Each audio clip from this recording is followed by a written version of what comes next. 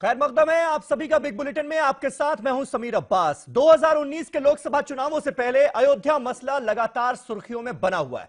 मामला देश की सबसे बड़ी अदालत में है, लेकिन इसके बावजूद दोनों पक्षों में सुलह की कोशिशें लगातार जारी हैं और दोनों ही तरफ अलग अलग राय होने की वजह से घमासान मचा नजर आ रहा है। एक तरफ रामदास मिशन यूनिवर्सल सोसाइटी और वीएचपी के लोग राम मंदिर के लिए 6000 किलोमीटर की राम राज रथ यात्रा निकालकर चुनावों से पहले बीजेपी को फायदा पहुंचाने की कोशिश में है, तो वहीं वीएचपी अध्यक्ष प्रवीण तोगड़िया ने यह कहकर सबको चौंकाया है कि जनता ने बीजेपी की सरकार मुसलमानों के 3 तलाक पर कानून बनाने के लिए नहीं बल्कि राम मंदिर बनवाने के लिए बनाई थी। तो दूसरी तरफ all India Muslim personal law board के एक मेंबर मौलाना सलमान नदवी को बाहर इसलिए कर दिया जाता है क्योंकि उन्होंने मस्जिद को शिफ्ट करके विवादित जगह पर राम मंदिर बनवाने का सजेशन दिया था। इसके बाद शिया वक्फ बोर्ड के चेयरमैन वसीम रिजवी तो बोर्ड को दहशतगर्दों का ही संगठन बताने लगे। इसीलिए आज बिग बुलेटिन में हमने बुलाई है बिग पंचायत, जिसे आप मजहबी पार्लियामेंट भी कह सकते हैं। क्या वाकई मस्जिद को शिफ्ट करने की इजाजत देती है शरीयत? क्या राम मंदिर पर सुलह की गुंजाइश अभी बाकी है? इसी पर होगी बात, लेकिन पहले यह रिपोर्ट। 2019 इंतखाबात से पहले फिर बाबरी मस्जिद मामले पर बहस। नहीं हो सका फरीकैन में आपसी समझौता। आज विश्व हिंदू परिषद ने राम मंदिर के लिए निकाली रैली। मुस्लिम पर्सनल लॉ बोर्ड को सुप्रीम कोर्ट के फैसले का इंतजार। क्या मस्जिद शिफ्ट करने की इजाजत देती है शरीयत? क्या अयोध्या में सुलह की गुंजाइश बाकी है?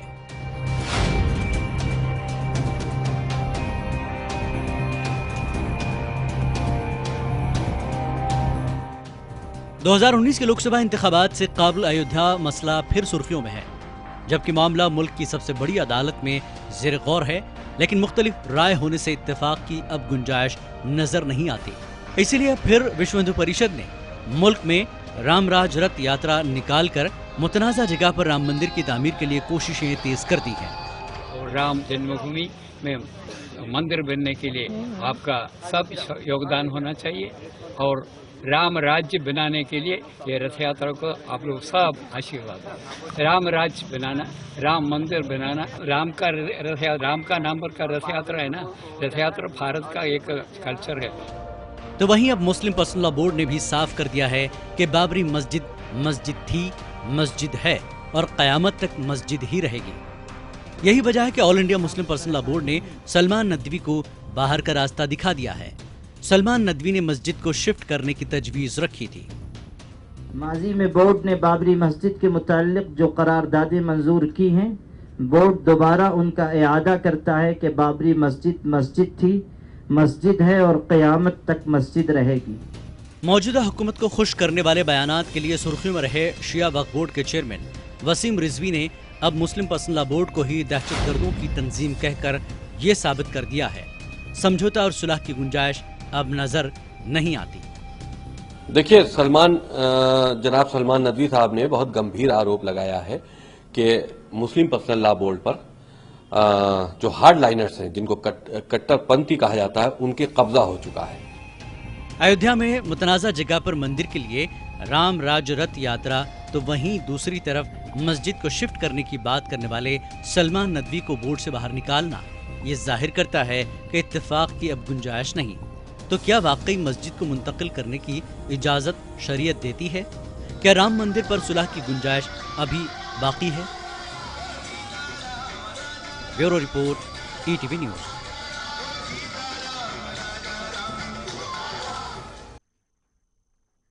तो क्या वाकई मस्जिद को शिफ्ट करने की इजाजत देती है शरीयत? और क्या राम मंदिर मसले पर, अयोध्या मसले पर सुलह की गुंजाइश अभी बाकी है? ये हमारा आज का सवाल। तमाम खास मेहमान हमारे साथ जुड़ चुके हैं। हमारे साथ वसीम रिजवी साहब मौजूद हैं, शिया वक्फ बोर्ड के चेयरमैन हैं। साथ ही साथ मौलाना साजिद रशीदी साहब हमारे साथ स्टूडियो में मौजूद हैं, ऑल इंडिया इमाम एसोसिएशन के प्रेसिडेंट हैं। Doctor HS. रावत हमारे साथ मौजूद हैं, हिंदू धर्म गुरु हैं। मुफ्ती मंजूर जियाई साहब हमारे साथ मौजूद हैं, सीधे मुंबई से लाइव, जो कि चेयरमैन है फैजान रजा फाउंडेशन के। और साथ ही साथ थोड़ी देर में दो और खास मेहमान हमारे साथ इस डिबेट का हिस्सा होंगे। यासिर जिलानी, जो कि नेशनल मीडिया इंचार्ज है मुस्लिम राष्ट्रीय मंच के, आरएसएस के नेता हैं, वो हमारे साथ होंगे।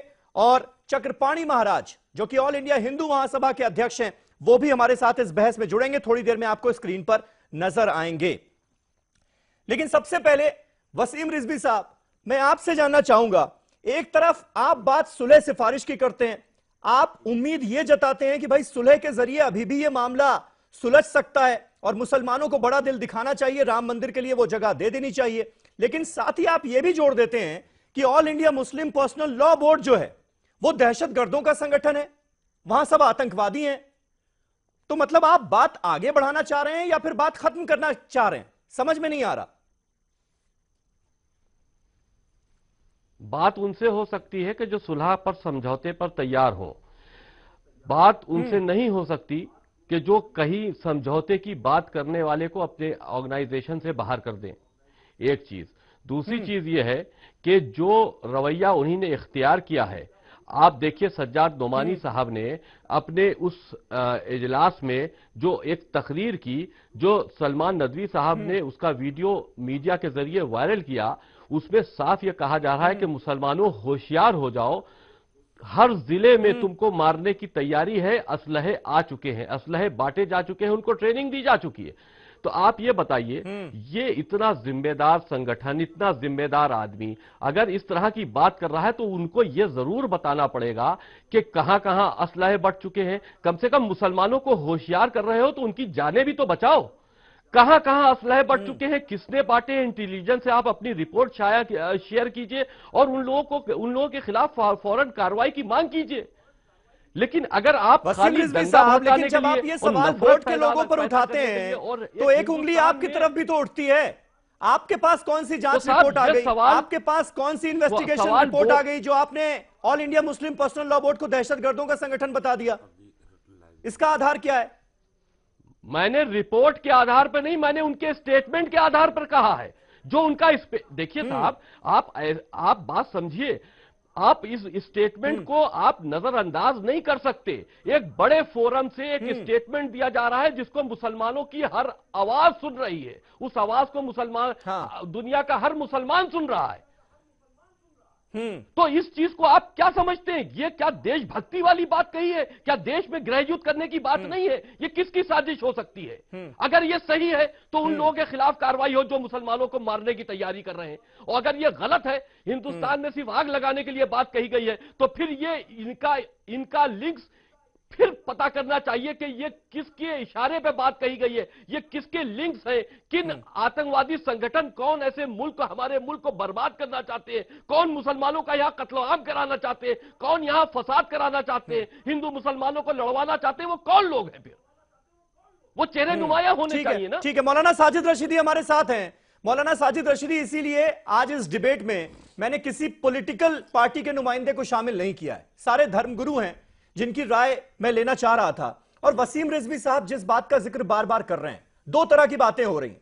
एक तरह की बात यह कही जाती है कि भाई all India Muslim personal law board जो है वो कांग्रेस की बी पार्टी है, कांग्रेस जैसा चाहती है वैसा मुस्लिम पर्सनल लॉ बोर्ड के नेता जो धर्मगुरु हैं वो बयान देते हैं। दूसरी तरफ वसीम रिजवी जैसे जब लोग आवाज उठाते हैं तो उनको बीजेपी का एजेंट बता दिया जाता है। आज यहां पर कोई पॉलिटिकल पार्टी का नुमाइंदा नहीं है, असलियत क्या है बताइए आप। देखिए, एक चीज मैं आपको बताऊं, मुस्लिम पर्सनल लॉ बोर्ड हिंदुस्तान की वो वाहिद ऑर्गेनाइजेशन है जिसने हिंदुस्तान के मुसलमानों की कदम कदम पर रहनुमाई की है, हर वक्त और हर तरह से, इसमें कोई दो राय नहीं है। लेकिन कुछ लोग अपने सियासी फायदे के लिए एक ऐसी ऑर्गेनाइजेशन को, जो हिंदुस्तान में वाहिद ऑर्गेनाइजेशन बची है जो आज भी इत्तिफाक राय से तमाम मसलकों को साथ लेकर, तमाम मसलक के मानने वालों को साथ लेकर मुसलमानों की नुमाइंदगी कर रही है, उसको आतंकवादी संगठन बताकर उसको भी तोड़ने की नापाक कोशिश कर रहे हैं। सवाल यह है कि देश की खुफिया एजेंसी, देश की जो इंटेलिजेंस एजेंसीज हैं वो कहां हैं? उनको क्यों पता नहीं है अब तक कि भाई मुस्लिम पर्सनल लॉ बोर्ड का आतंकवादियों से ताल्लुक है? इसका मतलब यह है कि कहीं ना कहीं या तो हमारी इंटेलिजेंस एजेंसियों का फेलियर है, या फिर ये जो लोग जो बोल रहे हैं ये झूठे और कज्जाब लोग हैं। नहीं, ये आतंकवादी बता देना, दहशतगर्द बता देना, ये तो बहुत ही ज्यादा एक्सट्रीम हो गया। इन पर तो मानने का केस होना चाहिए। लेकिन ऑल इंडिया मुस्लिम मैं भी दूंगा सर। आप सुनिए, अगर झूठा और गद्दार कहा जा रहा है, मेरी बात पूरी नहीं हुई समीर भाई। नहीं, मेरी बात पूरी नहीं, ऐड बाद में करें ना, ये जो कुछ भी कर रहे हैं, मेरी बात पूरी कर लीजिए ना पहले। अगर ये बोलते रहेंगे फायदा क्या होगा? आप अपनी बात पूरी कीजिएगा। नहीं, ये बोलेंगे फिर मैं भी बोलूंगा। इनके ऊपर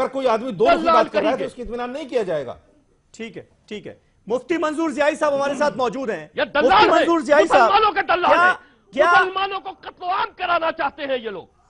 कम चल रहा है। ठीक है रिजवी साहब, थोड़ा सा गुस्से पर काबू रखें। और भी लोग पानी हैं, और भी लोग हैं डिबेट में। एक मिनट, मुफ्ती मंजूर जियाई साहब, मुफ्ती मंजूर जियाई साहब, कल आपके चैनल पर लीजिए पानी लीजिए, मैं दे देता हूं पानी। अगर इनको हमें जब आपकी ठीक है सर, कौम सुनेगी तो आपको ऐसे गुस्सा आएगा, इसमें कोई दो राय नहीं। रशीदी साहब प्लीज इसे पर्सनल झगड़ा मत बनाएं प्लीज। आप दोनों से गुजारिश है, आप दोनों से गुजारिश है, इसे पर्सनल झगड़ा मत बनाएं। तो मैं आपको बताता आपकी हैसियत क्या है, मैं आपको लाइव भी मार सकता था।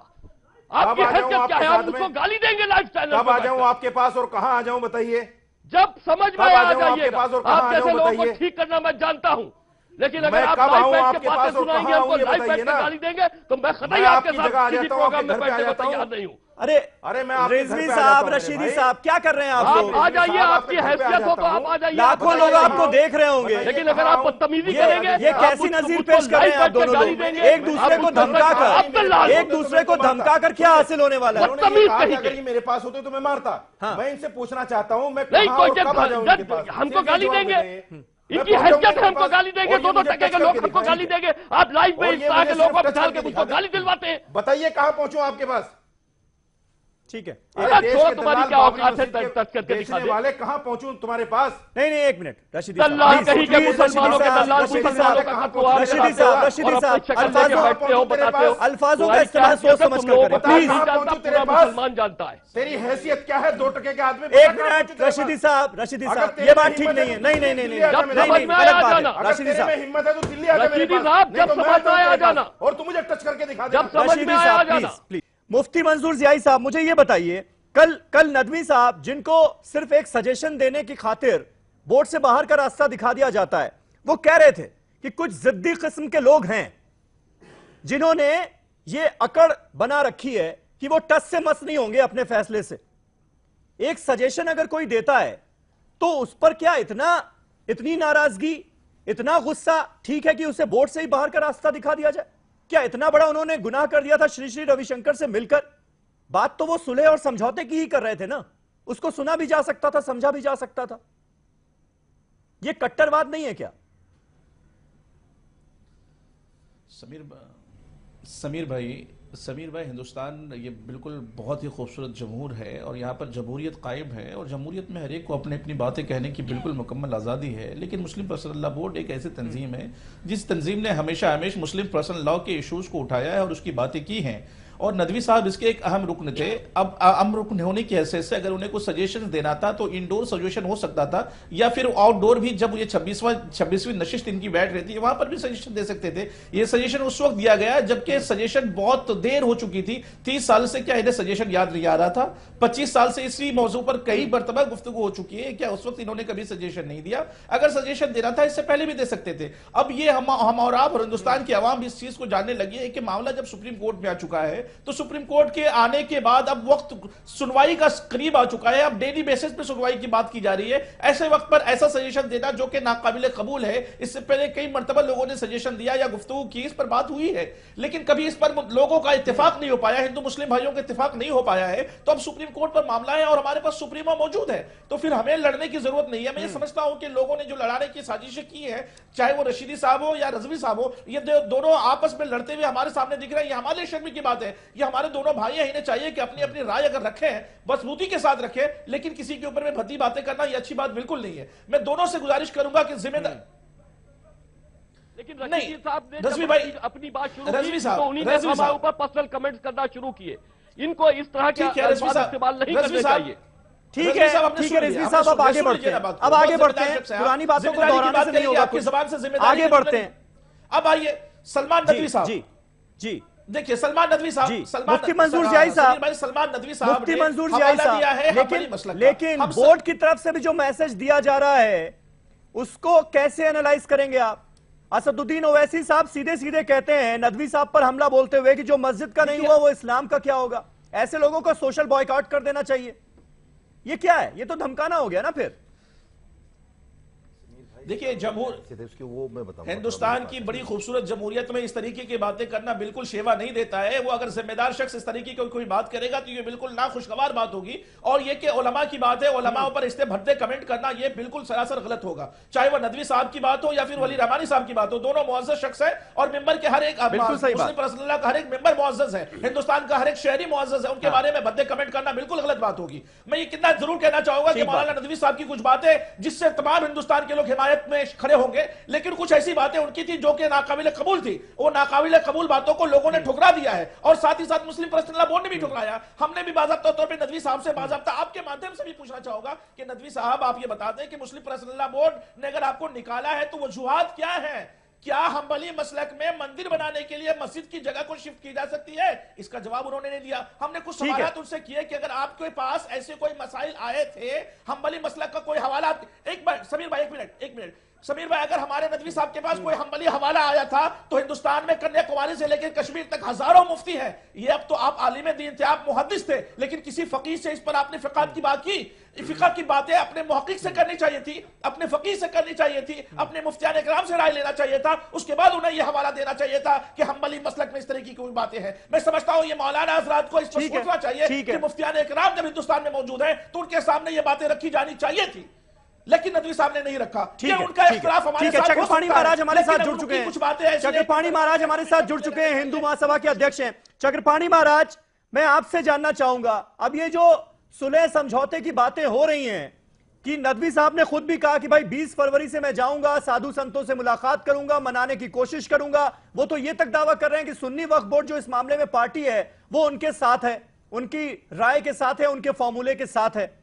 कुछ आपको नजर आ रहा है? और दूसरी तरफ हम यह भी देख रहे हैं कि विश्व हिंदू परिषद जो है वो आज से राम राज रथ यात्रा निकाल रहा है, उसका मकसद भी राम मंदिर का निर्माण है। तो ये सारी चीजें पॉलिटिकल माइलेज हासिल करने की कोशिश है या फिर इससे कुछ निकलकर भी सामने आएगा?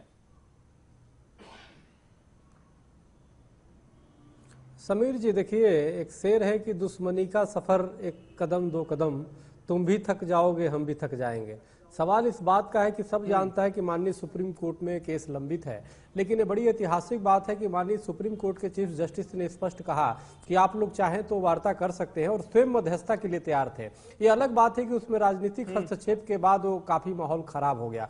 मैं आपको बताना चाहता हूं समीर जी, ये बहुत अच्छी बात है अगर जो नदवी साहब अगर जो आए और विचार दिए, और विचार देने के बाद जिस प्रकार से उनके जो संस्था के लोग थे प्रतिक्रिया दिए, कट्टरपंथी का परिचय दिए, वो बहुत ही दुखदायी है। क्या किसी संत के पास जाके अगर विचार दे रहे हैं, क्या उसको तलवार के बल पे उसको हटा दोगे? क्या उसको धमकी दोगे? क्या उसको अपमानित करोगे? कोई अपनी विचार दे सकता है। आप चाहो तो उन्होंने तो निर्णय तो दिया नहीं था, उन्होंने एक अपनी विचार दिया था, लेकिन बहुत ही गंदी तस्वीर जो उभर के आई है। और सबसे बड़ी बात कि जो उसको कह रहे हैं कि नहीं ये सही हुआ निकाल करके, और उनको और आरोपित प्रत्यारोपित कर रहे हैं, और वैसे जैसे लोग उस पर कमेंट कर रहे हैं, ये और भी दुर्भाग्यपूर्ण है। और सच्चाई है कि कट्टरपंथी का एक चेहरा देखने को मिल रहा है। विचार हर व्यक्ति दे सकता है, अगर हमारे पास कोई आता है हम भी विचार दे सकते हैं, हम किसी मुस्लिम उलेमा के पास जाते हैं उन पे विचार आदान प्रदान कर सकते हैं। इसका मतलब ये नहीं कि हमें हिंदू निकाल दे उन्हें मुसलमान निकाल दे, ऐसे तो चलेगा ही नहीं, तब तो एकदम आप लड़ाई की स्थिति में ला रहे हो।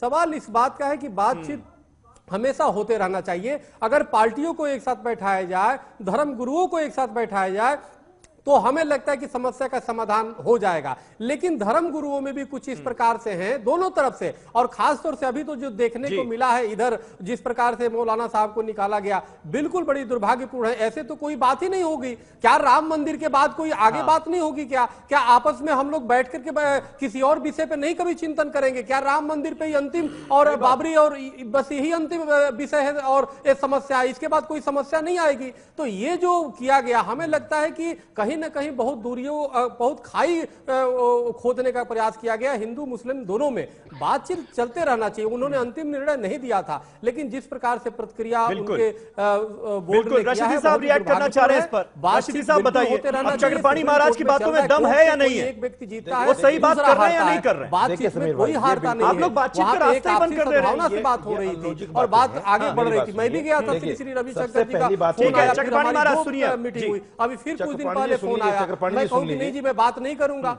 ये तो कोई बात है नहीं। तो ये बड़ी दुर्भाग्यपूर्ण है। और अभी हमारे दो भाई मिलकर के बैठ रहे हैं, जबकि मुस्लिम बंधु हैं, दोनों आपस में जिस प्रकार से कर रहे हैं, बिल्कुल दुर्भाग्यपूर्ण है। और हम तो आपसे निवेदन करेंगे कि उनकी जो आपत्तिजनक जो टिप्पणी एक दूसरे के प्रति, उसको बिल्कुल काट दीजिएगा, क्योंकि हर व्यक्ति का एक सम्मान है और ये धर्म गुरु है। अगर जो इस तरह समाज में जाएगा तो ये अच्छा संदेश नहीं जाएगा।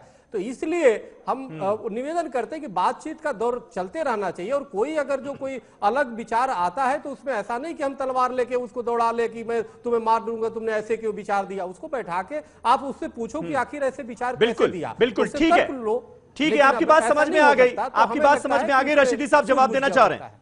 ठीक है रशीदी साहब। देखिए, दो बातें हैं समीर भाई। एक बात तो यह है, जैसे मुफ्ती मंजूर जिया ने भी इशारा किया उसकी तरफ कि उन्होंने एक दलील दी है कि साहब मसलके हम्बली में मस्जिद को शिफ्ट किया जा सकता है। हमारा कहना यह है कि क्या जो मसलक हनफी या मसलक मालकी या मसलक शाफी को मानते हैं लोग, कुछ मसलों में क्या मसलक हंबली को माना जा सकता है क्या? उनके पास उसका कोई जवाब नहीं है, क्योंकि ये तो दीन मजाक बन के रह जाएगा कि साहब वजू में मैं इमाम मालिक को मानूंगा, नमाज में इमाम शाफी को मानूंगा और रोजे में जो है इमाम अहमद इब्न हंबल को मानूंगा। ये तो दीनी मजाक बन के रह जाएगा। हमारा जो एक मसलक है जिसको हमने चुन लिया है, उस मसलक पर हमें अमल करना है। दूसरी बात ये उनकी ये भी दलील थी ना कि भाई छोटी छोटी बातों पर भी मस्जिदें शिफ्ट की गई हैं। नहीं, दुनिया भर के तमाम मुस्लिम देशों में भी ऐसा हुआ है, तो यहाँ पर तो इतना बड़ा झगड़ा, तो क्या हम शिफ्ट नहीं कर सकते मस्जिद को? ये सवाल उठाया। मैं वही बताना चाह रहा हूँ, ये सिर्फ सऊदी में है जहाँ मसलक हंबली को माना जाता है। वो रोड निकालते हैं तो भी मस्जिद को शिफ्ट कर देते हैं, ये उनके यहाँ है।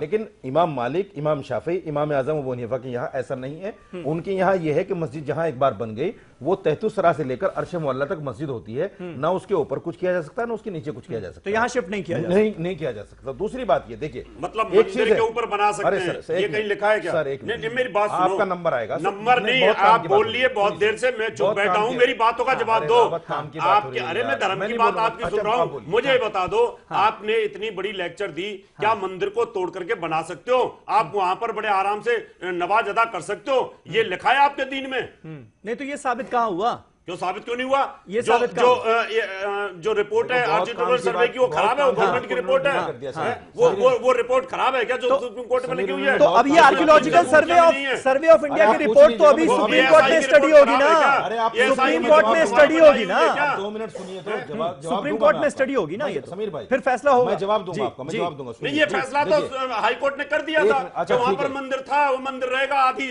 एक बगल की जमीन दी है। सुन तो लीजिए, जवाब दूंगा आपका, सुनिए। ठीक है। दूसरी बात यह है, सलमान नदवी साहब के मामले में जो बुरे अल्फाज से उनको नवाजा जा रहा है, मैं भी उसको कंडम करता हूं। सलमान नदवी साहब एक बहुत बड़े आलिम दीन है, बिल्कुल, और पूरी दुनिया में जिनकी इज्जत की जाती है, मैं उसको बिल्कुल कंडम करता हूं। जो लोग उनको दलाल तक कह रहे हैं, ये बिल्कुल गलत है।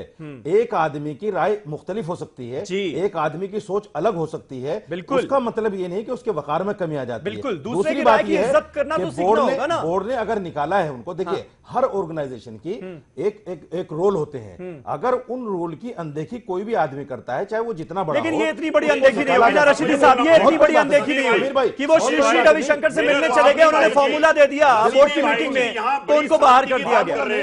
नदवी साहब के लिए बोल रहे हैं कि उनके साथ गलत बोला गया है, उनको दलाल नहीं बोलना चाहिए। आप एक सामने रेपुटेड आदमी है रिजवी साहब, उनको आप कुत्ता बोल रहे हैं। नहीं, एक छोटा सा ब्रेक ले लेता हूं मैं, एक छोटा सा ब्रेक ले रहा हूं, फौरन हो रहे हैं हाजिर तमाम खास मेहमान हमारे साथ बने हुए।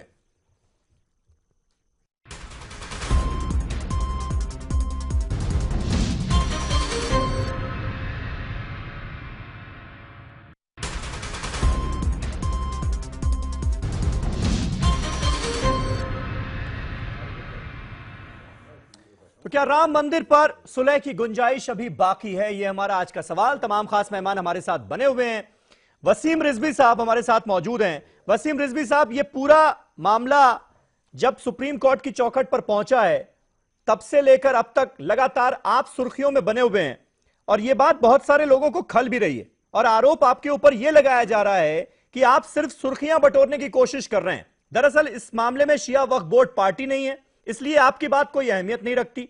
श्री श्री रविशंकर के साथ जो बातचीत की कोशिशें शुरू हुई, उसको भी नकार दिया गया दोनों तरफ से। All India Muslim personal law board ने भी नकार दिया, और इधर संघ ने भी कह दिया कि भाई श्री श्री कोई नहीं होते हैं इस मामले में दखल देने वाले। तो क्या यह बात सच है? इन आरोपों में दम है? देखिए, बात शुरू करने से पहले मैं एक बात ये कह दूं, जो आप मुझसे सवाल पूछ रहे हैं मैं उसका जवाब दे रहा हूं। मैं किसी की तौहीन करने नहीं बैठा हूं, लेकिन अपनी तौहीन भी बर्दाश्त नहीं करूंगा।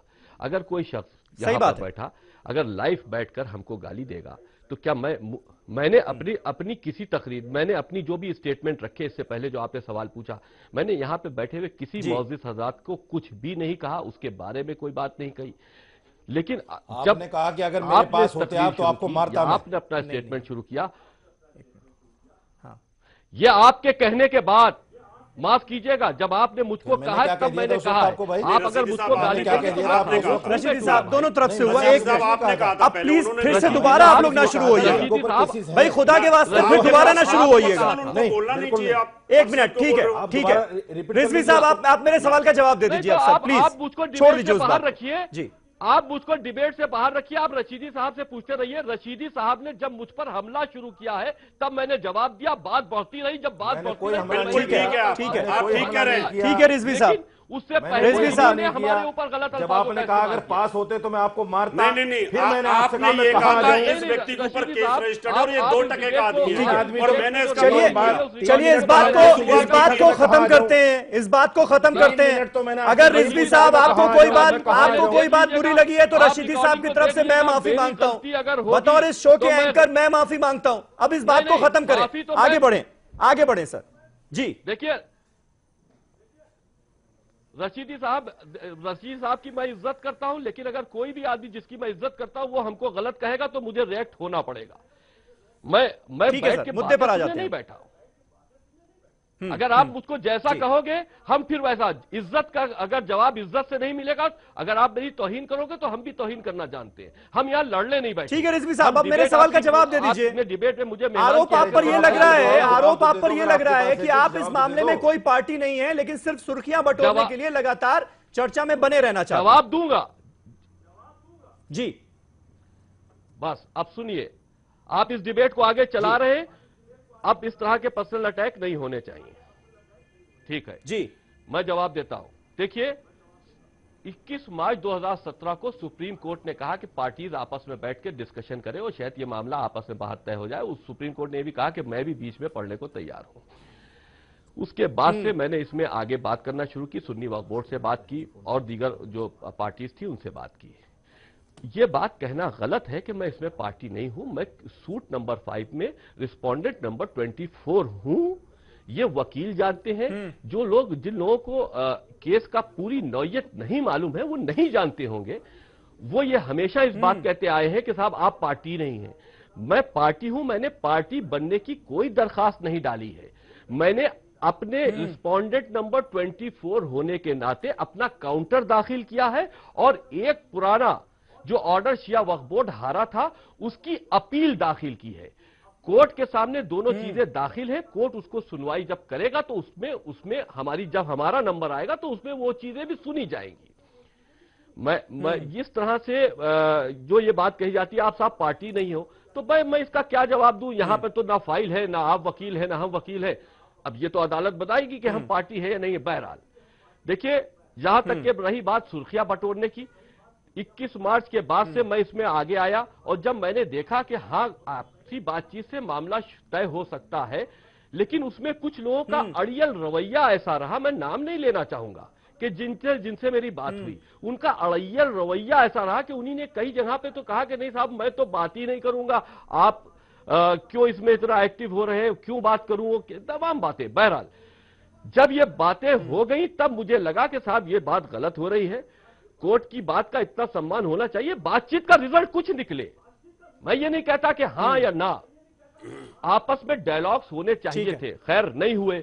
मैंने कोर्ट में अपना पक्ष रख दिया कि साहब ये मीर बाकी की बनाई हुई मस्जिद है और ये इसमें मेरा इख्तियार बनता है। शिया वक्फ बोर्ड की ये संपत्ति थी, मेरा इख्तियार बनता है, लिहाजा मुझको इसमें अधिकार है कि मैं इसमें निर्णय ले सकूं। और जो बातें थी मैंने कोर्ट के सामने रख दी। जो केस में हारा था उसकी अपील कर दी। अब ये मामला कोर्ट के सामने आ गया तो नहीं, वो सारी बातें ठीक है, लेकिन जो जिस तरह की बयानबाजियां हुई वसीम साहब, जिस तरह की बयानबाजियां हुई और उसमें आप भी शामिल हैं, जिस तरह की भड़काऊ बयानबाजियां हुई उसने कहीं ना कहीं बातचीत का जो दौर चल रहा था उसमें बहुत जबरदस्त रोड़ा भी अटकाया है। ये बात भी सही है। एच एस रावत साहब, अब मुझे ये बताइए कि ये जो आप ये बताइए कि मेरी तरफ से रथ यात्रा शुरू हुई है जिसमें विश्व हिंदू परिषद भी शामिल है, इसका असल मकसद क्या है? जब ये मामला अदालत में है तो फिर रथ यात्रा निकालकर आप क्या साबित करना चाहेंगे? भाई राम मंदिर हमें बनाना है, इसका मकसद ये है। अब फैसला तो अदालत से होना है, फिर इसका मकसद क्या है? यही ना कि 2019 में बीजेपी का फायदा पहुंचाया जाए, यही है मकसद फिर तो। समीर भाई जी, हिंदू लोग अवेयर हो चुके हैं, समझदार हैं और काट की हांडी एक बार चढ़ती है दोबारा नहीं चढ़ती। अब रथ यात्रा निकालो, चाहे घर घर में जाकर के ना करगड़ो। अब आपको रथ यात्रा निकालने की जरूरत ही नहीं है। आप सीधे जाके मोदी जी के घर के सामने, पीएमओ के सामने धरना दे दो ना भाई, मस्जिद हटा करके राम मंदिर को बनाओ, वहां भव्य निर्माण की शुरुआत करो, आपने कमिटमेंट की थी। अब रथ यात्रा निकाल करके बड़ा मंदिर बना करके 300 फुट की मूर्ति बना करके वहां दिवाली बना करके उससे क्या होने वाला है? अब तो सिर्फ एक ही हिंदू समाज ये चाहता है कि वहां किसी प्रकार से मंदिर का निर्माण शुरू होनी चाहिए। एन केन प्रकार, चाहे आप मुस्लिम धर्मगुरुओं के हाथ जोड़ो, चाहे उनसे कंप्रोमाइज करो, चाहे कोर्ट फैसला दे, चाहे आप पार्लियामेंट में बिल लेकर के आए, हमें तो मंदिर चाहिए। और जो इस प्रकार से अगर ये यात्रा निकालते तो इसका कोई औचित्य नहीं है। ये सिर्फ माहौल बनाने की बात है और लोगों के दिमाग में वो चीज थोड़ी हटाने की जरूरत है। देखिए, हम तो चाहते हैं और आप हमारे साथ आइए। मुझे लगता है कि जनता के ऊपर, वोटर के ऊपर अब कोई फर्क नहीं पड़ेगा। जनता आहत है, जनता चाहती है महंगाई से राहत, जनता चाहती है, हिंदू लोग चाहते हैं कि उनका मंदिर का निर्माण शीघ्र से शीघ्र होना चाहिए। इस रथ यात्रा का तो मुझे लगता है कि उससे ध्यान हटाने के लिए। चक्रपाणी महाराज, ये साधु संतों की रथ यात्रा जिसमें वीएचपी भी शामिल है, कुछ उम्मीद आपको नजर आती है? क्योंकि प्रवीण तोगड़िया तो साफ अब सरकार पर हमला बोल रहे हैं। वो कह रहे हैं कि मोदी सरकार को हमने इसलिए चुना था कि राम मंदिर बनवाए, इसलिए नहीं कि ट्रिपल तलाक पर कानून बनवाए मुसलमानों के लिए।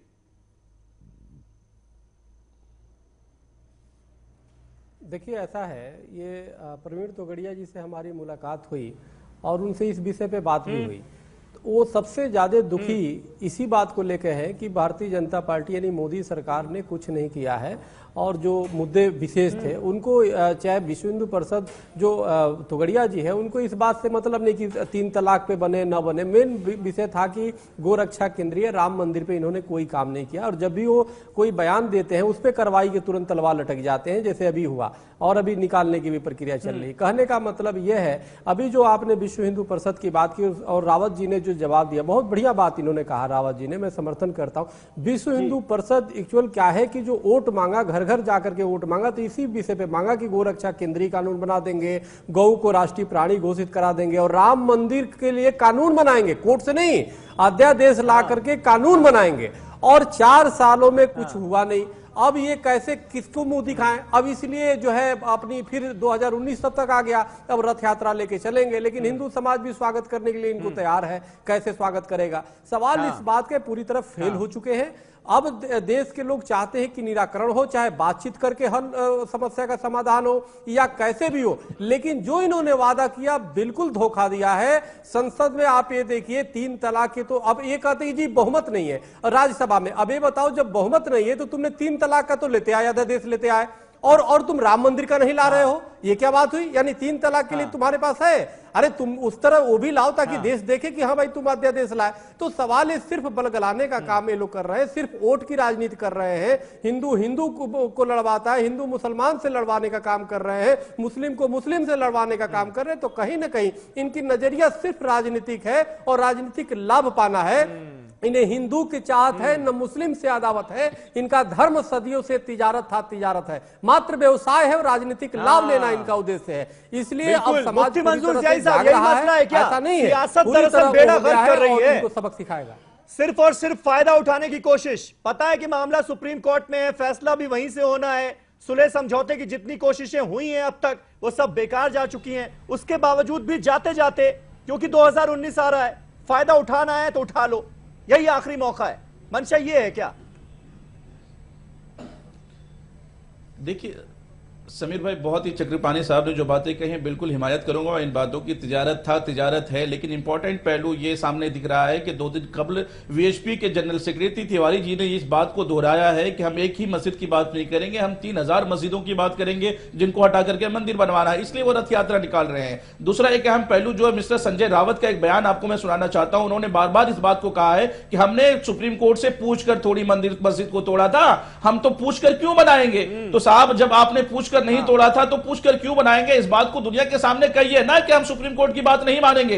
तो ये बातें हैं सिर्फ हिंदुस्तान में वातावरण खराब करना है। तिजारत पहले क्या था, 5-15 हजार करोड़ रुपया जमा करके खत्म कर दिया। अब पैसे की इनको जरूरत है, तो अब इस पैसे को दोबारा हासिल करने के लिए हिंदू भाइयों को भड़काएंगे, मुसलमानों में फूट डालेंगे। तिजारत कल भी इन्होंने किया था, तिजारत आज भी करेंगे और आने वाले दिनों में हिंदुस्तान का वातावरण खराब करेंगे। हालांकि हिंदुस्तान का मुसलमान और हिंदू हिंदुस्तान में अमन और शांति चाहता है, लेकिन कुछ ऐसे तत्व हैं वीएचपी जैसे लोग और कुछ ऐसे लोग लोग हैं जो हिंदुस्तान का वातावरण खराब करना चाहते हैं, लेकिन मुझे उम्मीद है कि हिंदुस्तान की आवाम इसका कभी समर्थन नहीं करेगी। हिंदुस्तान की आवाम ने हमेशा सुप्रीम कोर्ट पर भरोसा किया था, है और हमेशा हमेशा करती रहेगी। सुप्रीम कोर्ट पर हमारा भरोसा था, है और हमेशा हमेशा रहेगा, क्योंकि हमारा एक ही सुप्रीमो है जिसके ऊपर में हम भरोसा और यकीन कर सकते हैं। ठीक है, यासिर जिलानी भी हमारे साथ जुड़ गए हैं। यासिर जिलानी हमारे साथ जुड़ गए हैं मुस्लिम राष्ट्रीय मंच से।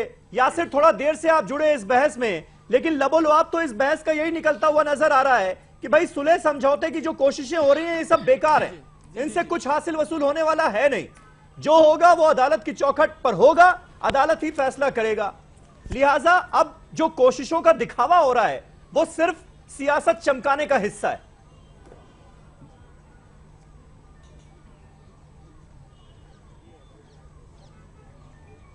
नहीं, देखिए आपको मैं बताऊं कि ये तो सब जानते हैं कि कोर्ट सर्वमान्य है, कोर्ट का जो भी फैसला होगा वो सबको मानना होगा, लेकिन कोर्ट से पहले हमारी भारतीय संस्कृति, सांझी विरासत और भारत की परंपरा, इनको मद्देनजर रखते हुए जो हम मानवीय स्तर पे बात करते हैं जब भी राम मंदिर की बात होती है।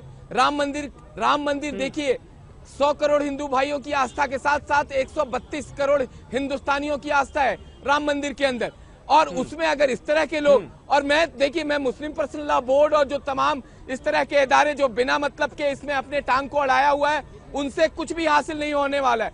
3 पक्षकार हैं और मुझे 100% आपको मैं आपके चैनल के माध्यम से बता दूं कि जो हाशिम मियां के लड़के हैं, मुझे लगता है कि वो बात करने के लिए राजी हो जाएंगे आने वाले टाइम में। श्री राम जन्म जो न्यास बोर्ड है उससे, और जो हमारा निर्मोही अखाड़ा है, उसके बाद जो लोग बैठ के टीवी पे बातें कर रहे हैं, जो बिना मतलब के हमारे माहौल को देखिए। हिंदुस्तान में इस वक्त नहीं, यासिर नदवी साहब जो कह रहे हैं कि 20 फरवरी से वो साधु संतों से मिलना शुरू कर देंगे, उसमें क्या उनकी इस मुहिम में मुस्लिम राष्ट्रीय मंच भी उनके साथ है, आप ये कह रहे हैं? जी, अरे आपको मैं बता दूं, मुस्लिम राष्ट्रीय मंच फरवरी के लास्ट में एक बहुत बड़ा इजलास अयोध्या में करने जा रहा है, जहां कश्मीर से कन्याकुमारी तक की मुस्लिम महिलाएं पहुंच रही हैं। ये लोग, इन लोगों ने जो तमाम मुस्लिम अदारे हैं, उनके जो भी रिप्रेजेंटेटिव हैं, उन्होंने आज तक मुसलमानों को बेवकूफ बनाया, मुसलमानों को हाशिए पे लेके चले गए। कल भी देखिए जो हैदराबाद में इजलास हुआ है, उसमें भी वो कांग्रेस पार्टी की तारीफ करते हुए दिखाई दिए मौलाना वली रहमानी। इससे गिरी हुई और कोई बात नहीं हो सकती। मैं लेकिन उसमें नहीं जाना चाहता हूं। मैं चाहता हूं हमारे भारत में इस वक्त का जो माहौल है, जिस तरह से भारत बदल रहा है, उसमें मंदिर का निर्माण होना चाहिए। मंदिर का निर्माण इसलिए जरूरी है कि मर्यादा पुरुषोत्तम राम 132 करोड़ भारतीयों के दिलों में वास करते हैं, भारत के कण कण में बसते हैं। उसमें मुझे नहीं लगता है कि कोई भी टांग अड़ाएगा। और इस्लामिक लबोलबाब से, इस्लामिक पॉइंट ऑफ व्यू से भी मैं बता दूं कि जब सऊदी अरब में पुरानी मस्जिद को हटा के खजूर के बाग लगाए जा सकते हैं, यासिर खारिज कर रहे हैं, मौलाना साजिद रशीदी इस दलील को खारिज कर रहे हैं, तो इसके लिए वेलकम करना असदुद्दीन ओवैसी जैसे लोग कह रहे हैं जो मस्जिद का नहीं हुआ वो इस्लाम का नहीं हो सकता। नामोनिहाद मौलवी, कैसे आप गुंजाइश छोड़ रहे हैं बातचीत की कि उससे कुछ हल निकल आएगा? जो अदारे हैं वही इसका विरोध कर रहे हैं, बाकी हिंदुस्तान में कोई विरोध नहीं कर रहा है। राम मंदिर का निर्माण होने जा रहा है। समीर भाई ठीक है, ये देखिए, तो ये तो रशीदी साहब ऐलान कर रहे हैं कि राम मंदिर का निर्माण होने जा रहा है। देखिए एक चीज पूरी उम्मीद भी करेंगे बातचीत से ही इस मसले का हल निकलेगा। तारीख बता दीजिए, तारीख। हाँ, देखिए सुनिए, सवाल ये है और कि तमाम बीजेपी समीर इसी अब्बास मुद्दे साहब को लेकर आई थी, हिंदुस्तान रावत के जी ने भी 25 कहा है करोड़ और मुसलमान चक्रपाणी साथ महाराज खड़े ने भी होंगे। कहा है। सुनिए समीर, आपको मैं बता दूं, अरे यासिर भाई सुनिए, नामोनिहाद मौलवी की जरूरत नहीं है राम मंदिर बनाने के लिए। अरे सुनिए, इतना उत्तेजित मत होइए। नया मुल्ला ढिंडों की तस्वीर अभी कोई इतनी बड़ी बात नहीं है। कोई मौलवी नहीं तय करेगा, लेकिन सुन्नी वक्फ बोर्ड तो पार्टी है ना, उसको कैसे मना लेंगे? सद्बुद्धि वो अपनी राय से तस्लीम होने को तैयार नहीं है। आपको इतिहास में लोग याद रखेंगे। सवाल ये है भाई, रशीदी साहब जल्दी से कितने हल्के लफ्जों का इस्तेमाल कर रहे हैं मौलाना वली रहमानी जैसे आदमी के लिए, मौलाना पर्सनल बोर्ड के लिए, ये इनका हल्कापन दिखाता है। मेरा मानना ये है कि मुस्लिम पर्सनल बोर्ड के साथ आज भी मुसलमान है। 45 करोड़ मुसलमानों ने साइन करके दिया है मुस्लिम पर्सनल बोर्ड को। आज भी मुस्लिम पर्सनल बोर्ड की इतनी अहमियत है। पाकिस्तान वाले मिला के सुन लीजिए नहीं पाकिस्तान वाले मिला के हिंदुस्तान से मिला के सॉरी 4.5 करोड़, मैं गलत बोल गया, 4.5 करोड़, नहीं मैं माफी चाहता हूँ, 4.5 करोड़, 4.5 करोड़, मैं गलत बोल गया उसको। सुधार लिया दूसरी बात ये सुनिए कि आज क्या राष्ट्रीय मुस्लिम मंच मुसलमानों की रहनुमाई करेगी? इंद्रेश जी रहनुमाई करेंगे? वो इंद्रेश जी जो सिर्फ मुसलमानों के खिलाफ जहर उगलते आए हैं आज तक, वो इंद्रेश जो आरएसएस के शाखाओं में खुलेआम कुरान की आयतें पढ़कर मुसलमानों को गालियां देते अंग्रेज जी के हैं, नेतृत्व में मुसलमान सामने निकल के आ गया है भारत के गली मोहल्लों से। कोई मुसलमानों को गाली नहीं देता है। आप जैसे लोगों ने गाली खाने का काम किया है, गली मोहल्ले के आपको गाली दे रहे हैं। मुस्लिम राष्ट्रीय मंच का काम नहीं किसी को गाली देना। एक मिनट मेरा देखो, यासिर जी को बोला कि नए नए मुल्ला हैं और आप रसीदी साहब कितने पुराने हैं? औरंगजेब से पुराने को औरंगजेब के बाद के हैं? आप ये बता दो भाई साहब, इनसे 20 साल उम्र ज्यादा है मेरी। ठीक है, मैंने तो ये पूछा है कि ये अरे आपका एक्सपीरियंस ज्यादा है, कितने पुराने, आपका एक्सपीरियंस ज्यादा है। मैंने आपको कहा कि आप पर्सनल अटैक मत किया, बतौर मौलाना आपका एक्सपीरियंस ज्यादा है, इसमें कोई शक नहीं। ठीक है, वसीम रिजवी साहब, शिया वक्फ बोर्ड इस मामले में जो कि पार्टी नहीं है एक तरह से सीधे सीधे, वो इस मुहिम के साथ खड़ा नजर आता है। सुन्नी वक्फ बोर्ड जो असल पार्टी है वो इसके सीधे सीधे सख्त खिलाफ है। All India Muslim personal law board खिलाफ है। तो फिर अब उम्मीद तो यही कीजिए ना कि इस मसले का हल निकलेगा तो अदालत से ही निकलेगा। देखिए, जब आपने मुझको पार्टी मानने से इनकार कर दिया और जो चीज अदालत ने नहीं की वो यहां पर लाइव बैठकर आप कर रहे हैं कि आप पार्टी नहीं है या दूसरे दीगर लोग इस बात को कह रहे हैं, तो भाई ये अदालत ने मान लिया ना वसीम रिजवी साहब, मैं कौन होता हूं? ये अदालत ने मान लिया, सालों पहले केस आप हार चुके हैं। शिया वक्फ बोर्ड इस मामले में पार्टी नहीं है, वो दलील खारिज की जा चुकी है, अदालत ने खारिज कर दी। तो अब हम उसकी बात करें ना जो पार्टी है। वही तो मैं कह रहा हूं कि सुप्रीम कोर्ट में जो मुकदमा चल रहा है उसमें मैं रिस्पोंडेंट नंबर 24 हूं। उसके नाते हमने अपना जवाब खारिज कर दिया परसों को भाई, खारिज कर दिया। कहां आप लोगों को बरगला रहे हैं? खारिज कर दिया। कोई खारिज नहीं हुआ है भाई। आप क्यों ऐसी बात कर रहे हैं? अभी जब सुनवाई नहीं हुई तो खारिज कैसे हो सकता है? अच्छा ये बताइए, सुन्नी वक्फ बोर्ड को मना लेंगे आप? कब सुनवाई चलेगा? सुन्नी वक्फ बोर्ड को मना लेंगे? अरे भाई तो आपके कहने से चलेगा? सुप्रीम कोर्ट, आप सुप्रीम कोर्ट है, आपने खारिज कर दिया कि सुप्रीम कोर्ट ने खारिज कर दिया? आप खारिज कर रहे हैं। नहीं, हम तो आप खारिज कर रहे हैं, सुप्रीम कोर्ट नहीं खारिज कर रहा है। सुप्रीम कोर्ट ने किसी की कोई एप्लीकेशन बिल्ली खंबा खारिज की नहीं है। तो चुप रहिए ना। हमारा आप प्रोसीडिंग अगर देखे, आप बार इस पर जोर क्यों दे रहे हैं? अगर प्रोसीडिंग देखे, अगर प्रोसीडिंग देखे तो मेरा काउंटर उसमें ऑन रिकॉर्ड लिया गया है। प्रोसीडिंग में ज्यादा चक्रपाणी महाराज बता सकते हैं अच्छे से, उसमें हमारा काउंटर ऑन रिकॉर्ड लिया गया। चक्रपाणी महाराज, आखिरी क्वेश्चन मैं आपसे पूछ लेता हूं।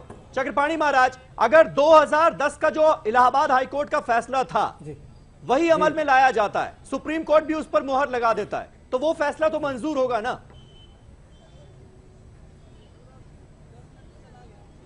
देखिए, माननीय सुप्रीम कोर्ट में जो Allahabad high court Lucknow bench द्वारा जो निर्णय आया था वो देखिए वो जजमेंट कम सेटलमेंट ज्यादा था, सबको बराबर हिस्सों में बांट दिया गया था। यहाँ पे मलकियत की जो मुकदमे हैं तो उस पे होना चाहिए, क्योंकि वहां पे भव्य श्री राम मंदिर बने कैसे, इसके लिए माननीय सुप्रीम कोर्ट में अपील हम लोगों ने डाला है। तो उसमें देखिए निर्णय जो आएगा या तो दो हिस्से तो मिलेंगे ना, अगर तो मान लीजिए किसी भी तरीके से पक्ष में नहीं आता, तो इसीलिए नहीं, वो ठीक है, वो भव्य बन सकता है, उतना भी नहीं बन सकता है, लेकिन अगर जो पूरे वो किया जाए उसमें तो और जमीन की आवश्यकता पड़ेगी और उसमें सरकार से और भी लेने की आवश्यकता पड़ेगी। तो भव्य मंदिर बनाने के लिए जरूरी है कि पूरे पे वो पक्ष में आए, और उसके लिए अगर जो नहीं होता है तो कानूनी तौर पर संसद से आदेश ला करके बनाया जाए। अरे 200 बीघे हमसे ले लीजिए, 400 बीघे मैं दे देता हूँ आपको, आप बना लो दूसरी जगह। पानी महाराज, अरे मैं कह रहा हूँ आपसे रसीदी साहब, 400 बीघे मेरे से ले लो, आप हट जाओ वहां से, दावा छोड़ दीजिए सुप्रीम कोर्ट से। देखिए ये आपको ऐसा है ना, देखिए ऐसा इनको मौलाना साहब को कोई बीमारी है लगता है। अभी हमारे राष्ट्रीय मुस्लिम मंच के युवा जो है इतने अच्छे बोल रहे थे जो मौलाना साहब है, लेकिन ये मौलाना साहब ये जो बीच में बोल देते हैं बार बार, इनको कोई बीमारी है हमें लगता है, इनको बोलने की, अपमान करने की बीमारी है, टीका टिप्पणी करने की बीमारी है। तो हमें लगता है ये गलत बात है, आपको अपनी संशोधन करना चाहिए। जब डिबेट में बैठे देखिए, कोर्ट का फैसला तो फाइनल होगा, ये आप सब लोगों के लिए है, सबको मानना पड़ेगा, पूरे मुल्क को मानना पड़ेगा। कोर्ट साफ कर चुका है कि जमीन की मिल्कियत के आधार पर फैसला होना है। भावनाएं जो है, जो आस्था है, वो अलग रखकर फैसला होगा। तो अब जो सुप्रीम कोर्ट तय करेगा वो तो सबको मानना ही होगा, उसमें कोई दो राय नहीं होनी चाहिए। देखिए वहाँ सद्भावना के साथ भगवान श्री राम का भव्य मंदिर का निर्माण करना चाहते हैं। लेकिन जब मेरे धर्म पे हमला होगा शाहबानों पर, शाहबानों के एक मिनट आपने क्यों नहीं माना? रावत साहब, रावत साहब, शरीयत शरीयत है, रावत साहब, धर्म धर्म है, मेरा धर्म। अच्छा रावत साहब, बेकार की क्वेश्चन नहीं कर रहे हो आप, वकील बन रहे हो आप। शाहबानों पर जो फैसला आया था, रावत साहब सुनिए, गंगा जमुनी सुनिए, गंगा जमुनी तहजीब है, आपने क्यों नहीं माना? क्यों नहीं माना? आपने क्यों नहीं माना? क्यों नहीं माना आपने? जैसे आपके साथ सरकार हो गई वैसे हमारे साथ इन जैसे लोग जो उन्माद करेंगे ना हम। इस बार वो फेल हो जाएंगे। शाहबानों पर फैसले के खिलाफ मंदिर भी बनेगा और वही सरयू नदी के पार कहीं भी मस्जिद जरूर चलिए ठीक है, वक्त मेरे पास खत्म हो चुका है, वक्त मेरे पास खत्म हो गया, इसलिए इस डिबेट को यही खत्म करना होगा। बहुत बहुत शुक्रिया। लेकिन इस डिबेट का लबोलुआब यही निकलता है, निचोड़ यही निकलता है कि बातचीत से इस मसले का हल संभव नहीं है। सिर्फ और सिर्फ सियासत हो रही है इस मामले पर। जितने भी आंदोलन हो रहे हैं, जितनी भी रथ यात्राएं निकल रही हैं, उसका मकसद सिर्फ और सिर्फ सियासत फिलहाल नजर आता है। उससे कोई हासिल वसूल होगा ऐसी उम्मीद फिलहाल नहीं की जा सकती। सिर्फ और सिर्फ सारी उम्मीदें हैं सुप्रीम कोर्ट से कि वो इस मसले पर क्या फैसला देता है। बहुत बहुत शुक्रिया आप सभी का हमारे साथ इस डिबेट में शामिल होने के लिए। कल एक नए टॉपिक पर नई डिबेट के साथ हाजिर होऊंगा, तब तक के लिए शब बखैर।